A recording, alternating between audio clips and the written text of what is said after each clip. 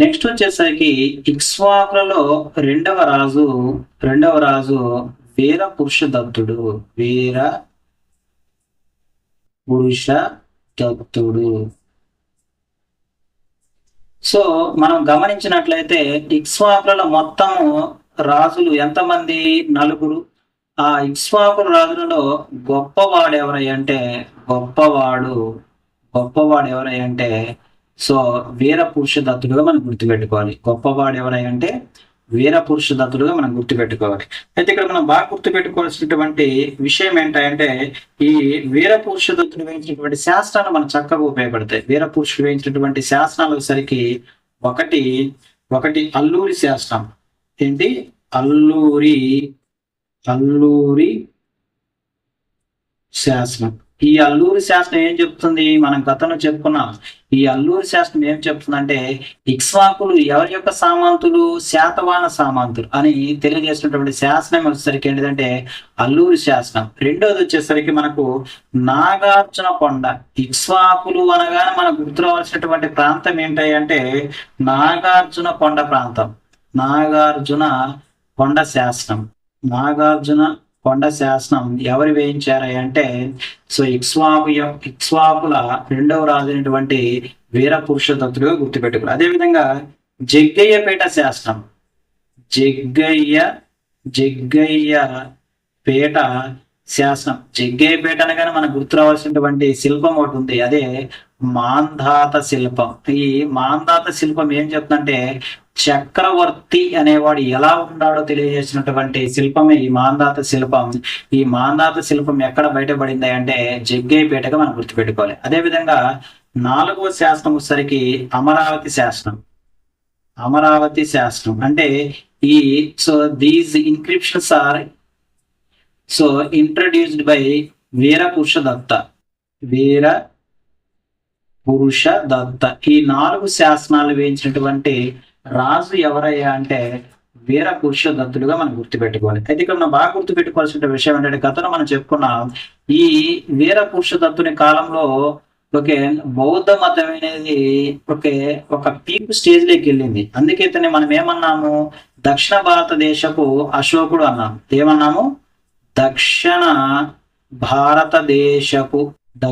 భారతదేశపు అశోకుడికి ఎవరిని పిలిచామా అంటే ఇక్ష్వాకు రెండవ రాజు అయినటువంటి వీర పురుషదత్తుని పిలుచుకోవడం జరిగింది.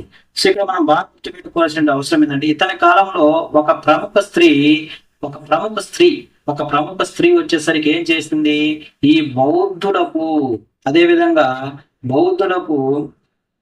అదేవిధంగా బౌద్ధ మత ప్రచారానికి బాగా కృషి చేసింది ఆమె. మన ఎవరంటే ఉపాసిక బోధిశ్రీ. బోధిశ్రీ వచ్చేసరికి ఆమె పేరు. ఉపాసిక అంటే ఏంటంటే ఎవరైతే బౌద్ధ మతాన్ని ఆచరిస్తారో అటువంటి మహిళను, అంటే బౌద్ధ మతాన్ని ఆచరించే మహిళను ఏమంటారా అంటే ఉపాసకులు అంటాం. ఉపాసికలు అంటాం. అంటే ఎవరైతే బౌద్ధ మతాన్ని ఫాలో అయ్యే స్త్రీలను మనం ఏమంటామంటే ఉపాసికలు అంటాం. కాబట్టి మా బౌద్ధ మతాన్ని ఫాలో అయింది కాబట్టి మనం ఏమంటామంటే ఉపాసిక బోధిశ్రీ.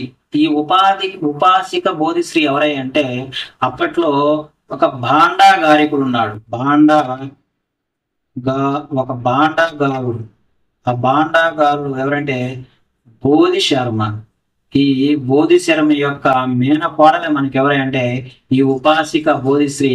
ఈ ఉపాసిక బోధిశ్రీ అనే మహిళ వీర పురుషదత్తుని కాలంలో బౌద్ధ మత ప్రచారానికి బాగా కృషి చేసిన మహిళగా మనం బాగా గుర్తుపెట్టుకోవాల్సిన అవసరం ఎంతైనా ఉంది. అదేవిధంగా ఈ బౌద్ధ మతాన్ని ఆచరించడానికి ఎవరు ఇక్కడ వీర పురుషదత్తుడు. సో మొదటగా ఎవరి భక్తుడు? శైవ భక్తుడు. ఎవడు భక్తుడు? శైవ భక్తుడు.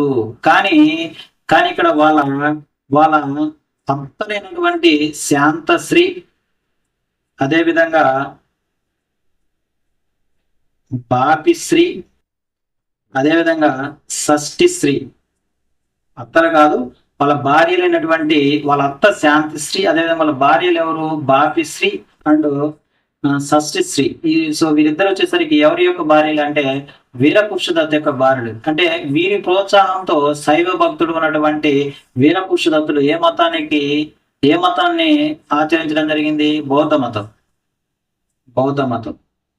సో బౌద్ధ మతాన్ని ఫాలో అవడానికి కారకులు ఎవరై అంటే వాళ్ళ అత్త శాంతిశ్రీ, అదేవిధంగా ఇద్దరు భార్యలైనటువంటి బాపిశ్రీ మరియు షష్ఠిశ్రీ. అంటే వీరి ప్రోత్సాహంతో శైవ భక్తుడుగా ఉన్నటువంటి వీరపురుష దత్తుడు ఏ ఏ ఏ ఏ మతాన్ని స్వీకరించాడంటే బౌద్ధ మతంగా మనం గుర్తుపెట్టుకోవాల్సినటువంటి అవసరం ఉంది. దీనికి సాక్ష్యంగా అంటే వీరపురుష దత్తుడు బౌద్ధ మతాన్ని స్వీకరించాడు అనే దానికి సాక్ష్యం ఏంటంటే నాగార్జున కొండ శిల్ప. నాగార్జున కొండ దగ్గర ఉన్నటువంటి నాగార్జున కొండ దగ్గర ఉన్నటువంటి శిల్పాలు బట్టి మనం ఏం చెప్తున్నామంటే వీరపురుష దత్తుడు ఆ బౌద్ధ మతాన్ని ఆచరించాడుగా మనం చెప్తున్నాం. అయితే ఇక్కడ మనం ఇతని కాలంలో ఈ నాగార్జున కొండ అనేది ఏ మతానికి బాగా ప్రాచుర్యం పొందిందంటే బౌద్ధ మతానికి. అంటే అందుకని ఈ నాగార్జున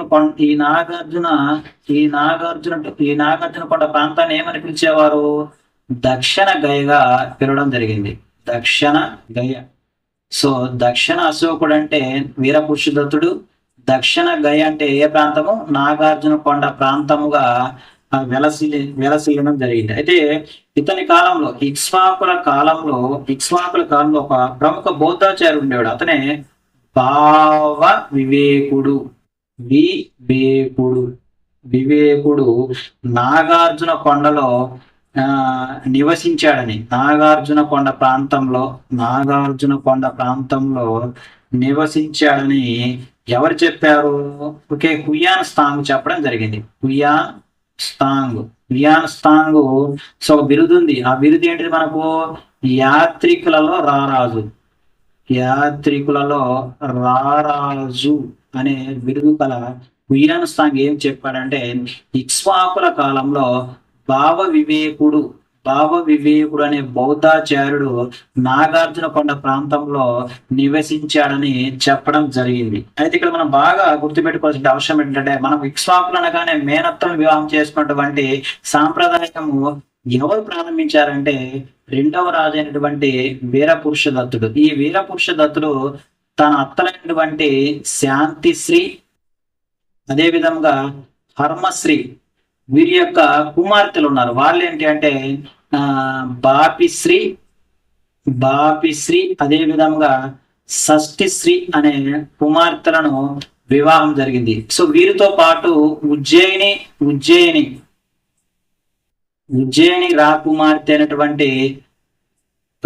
రాకుమార్తెను కూడా వివాహం చేసుకున్నటువంటి రాజు వచ్చేసరికి వీరపురుష దత్తుడుగా గుర్తుపెట్టుకోవాలి. అయితే ఇక్కడ మనం బాగా గుర్తుపెట్టుకోవాల్సిన అవసరం ఇక్కడ ఏంటంటే కొండబలిశ్రీ. ఎవరు? కొండబలిశ్రీ. ఈ కొండబలిశ్రీ ఎవరంటే ఈ కొండబలిశ్రీ ఒకే వీరపురుష దత్తుని యొక్క కుమార్తె వచ్చేసరికి కొండబలిశ్రీ.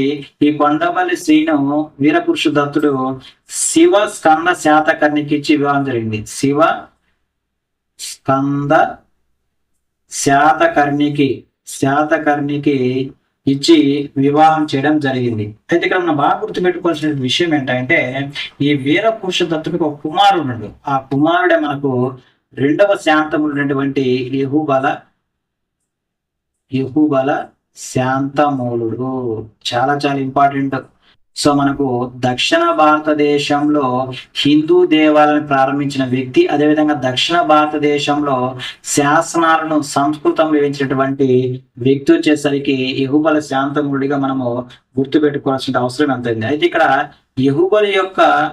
యహుబలి శాంతముల యొక్క భార్య ఉంది. ఆ భార్య పేరు వచ్చేసరికి పూపనశ్రీ. అంటే పూపనశ్రీ ఎవరు? ఈ పూపనశ్రీ వచ్చేసరికి వీరపురుష దత్తుని యొక్క కోడలుగా మనం గుర్తుపెట్టుకోవాల్సిన అవసరం ఇక్కడ అంతానే ఉంది. అయితే ఇక్కడ మనము బాగా గుర్తుపెట్టుకోవాల్సిన అవసరం ఏంటంటే ఇక్కడ మనం ఈ చిన్న వీడియోలో మనం బాగా గుర్తుపెట్టుకోవాల్సిన విషయం ఏంటంటే వీరపురుష దత్తుడు అనగానే మనం గుర్తు రావాల్సిన బౌద్ధ మతం. అదేవిధంగా వీరపురుషుడు అనగానే నాగార్జున కొండ ప్రాంతము దక్షిణ గయగా అభివృద్ధి చెందిందని గుర్తుపెట్టుకోవాలి. అదేవిధంగా ఈ వీళ్ళ కాలంలోనే ఉపాసిక బోధిశ్రీ అనే మహిళ బౌద్ధ మతానికి విశేషంగా కృషి చేస్తుందిగా మనం గుర్తుపెట్టుకోవాల్సిన అవసరం ఎంతైనా ఉంది. సో దీని తర్వాత మనకు మూడవ రాజైనటువంటి యెహుబల శాంతములు లేదా రెండవ శాంతముల గురించి చర్చిద్దాం.